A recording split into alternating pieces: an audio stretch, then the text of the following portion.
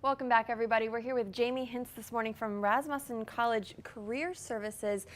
You deal a lot of times with people looking for jobs, either their first job or trying to get back into the workforce, maybe just jumping careers. So this is an issue a lot of people are trying to deal with. So let's start with the resume. Yeah, absolutely. All right, so you sent over some examples for us of like what to do, what not to do. I think I'm guilty of a lot of the bad things. Let's start with the bad resume and what not to do as you're putting a resume together. Well, it's so subjective, and it's really hard for people, I think, to highlight their skills and abilities without saying maybe everything they've ever done, and to really use it as kind of a marketing tool and a flyer for themselves as they carry out their employment hunt. So it's important to highlight things, have it very polished, very professional, proofread, free of spelling errors and things like that, and just those little details that can make all the difference. That sounds so simple, but even when I get an email at work from somebody, if there's a typo in it, my opinion of that person, even though I've never met them, instantly goes down a notch. Right. It's great to have great attention to detail, but if you, in all of your emails and all of your correspondence, have typos and things like that, people probably aren't going to believe you have fantastic attention to detail because you're not proving it. Right. Okay, so you sent over this copy of the bad resume, what not to do. And let's start from the top. Is the layout wrong at the top? So there's a lot of things going on here. So John Doe in this case, a resume should be a single-spaced document as a rule, and you'll see that there's no change in the font size for his name. It doesn't really stand out. Things like that are happening. Then there's some extra spacing. Not really sure why we would need that there. Probably the biggest challenge, I would say, and problem happening with his contact information is that his social security number is listed. And why would you ever put that on there? Do people do that? I haven't seen too many examples of it, but you would absolutely never want personal information such as their social security number to appear on a job search document that you may be posted on hundreds of job search websites. Oh my gosh. Yeah. I had no idea people actually did that, and I didn't even notice it until you pointed it out. I'm looking down like, yep, this and this and this. So, okay, so you want to make sure that you're single spacing. How do you make your name stand out? Should you have your name and your address like in bold or in bigger font or what? Yeah, that's a great idea. Actually, when you're looking at the name on this one, it would be great if the name was maybe bolded and maybe a couple font sizes larger than that initial font. So the resume itself maybe a 10 to a 12, something like that, and then the name could be up to like a 14, something 14, 16, even 18, just really to stand out and start the resume off on a good note. So it's not like there's a standard rule. It's not like you have to do this font and this size and otherwise you're not going to get hired. Nope, there's no, I would say, rules. There are just some generally accepted things. For example, you don't want to go down farther than a size 10 font because they become hard to read and too small. And you never want the hiring managers looking at your resume to struggle to read it. Yes, that's a good point because then next? Next, exactly. Exactly. All right, let's look at the objective here. Is there any problem with the objective? To me, it seems vague. This objective says to gain experience in a field that has potential for growth and more responsibility, and I feel like you could write that no matter what you're applying for. Absolutely. So that's one of, I think, the key challenges with it. One, that there is an objective. I would recommend that someone start with a profile, highlighting your skills, education, experience, just really starting off the resume strong and being specific as to the type of job you're looking for, tailoring it to the job you're specifically applying for with this resume, really to gain their attention. And watching for typos, there's also no period at the end of the statement. There you go. Yeah, and just little things like that. So would you recommend that the objective is like a paragraph as opposed to a sentence then? I would recommend usually 2, 3-ish sentences, clear, concise, to the point, talking about maybe experienced professional and what type of field they're in, maybe a little bit about their education, and definitely highlighting what they want to accomplish.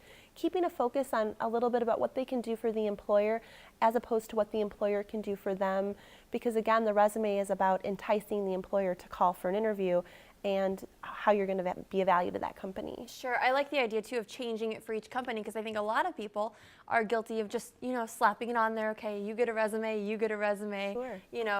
So you're saying switch it up depending on the company you're going really for. want to tailor your resume as much as possible. Okay, what else is wrong with this bad example? So moving down to the next section is education, and in the education section, you want to have, I would say, 5 major things. You always want to talk about the school you attended, the city, state that it's located in, the either range of dates where you attended or a graduation date, not only the level of degree, but also the program. So we'll see here in John's example, he attended a university, it was in Rockford, and he graduated in June of 2012, which is fantastic, and he got a Bachelor's of Arts degree. However, we unfortunately from this example have no idea what his Bachelor's of Arts was studying. So you want to put like your major or what college you were in within your university, something like that? Absolutely. We want to know if it was in business, if it was in a different field, because that will probably be beneficial as far as to the types of jobs and his Sure. qualifications. Then you see going down, he went to a community college as well, and has it listed even differently there. So there he says the type of degree for the AA, but it should be spelled out similar to how it's listed for the bachelor's, Okay. and he has the subject there. And then the big snafu here is really having high school listed. You can't go to college unless you pretty much graduate from high school, Well, that's what so I it's wanted implied. to ask you.